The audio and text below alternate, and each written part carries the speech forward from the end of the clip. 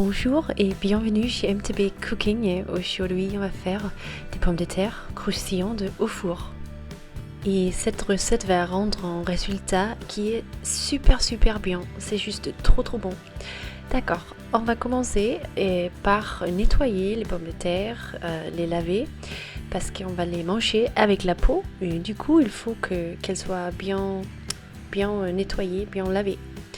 Après, on va couper les pommes de terre en rondelles qui sont épaisses, en fait environ 1 cm à 1 cm et demi d'épaisseur.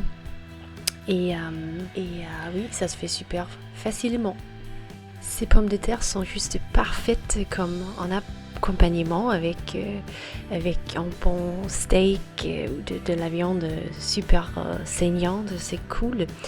Ok, maintenant on va faire cuire les pommes de terre en eau et on va faire ça pendant 10 minutes. On va le faire bouillir pendant 10 minutes en eau qui n'est pas salée. Il faut que l'eau soit pas salée. Après les 10 minutes, on va égoutter les pommes de terre, on va les étaler sur une plaque de cuisson et on va les laisser sécher un peu, on ne veut pas d'eau, pas du tout. Et après, on peut verser de l'huile neutre au-dessus. Là, on utilise une huile de tournesol. Il faut juste que ce soit une huile neutre, pas comme l'huile d'olive, on n'en veut pas ça, pas de goût.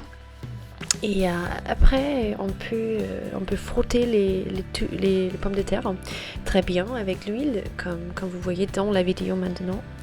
Et oui, il faut vraiment que les pommes de terre soient couvertes avec l'huile parce que ça va les rendre croustillantes, un peu plus nourrissantes aussi, bien sûr.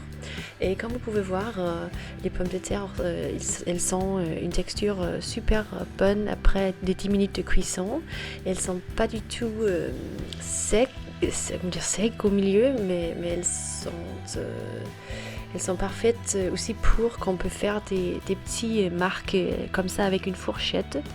Et en fait, ça peut avoir une surface qui peut être plus croustillante, bien sûr. Et oui, ça se fait facile après la cuisson, comme ça, c'est parfait.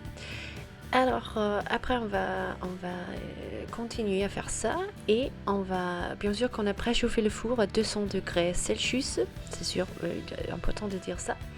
Et on prend un bon sel de mer et on peut verser ce sel au-dessus des pommes de terre. Et bien sûr que ça va donner beaucoup de... il faut les saler bien sûr. Ok, on va les enfourner pendant 30 minutes à 200 degrés.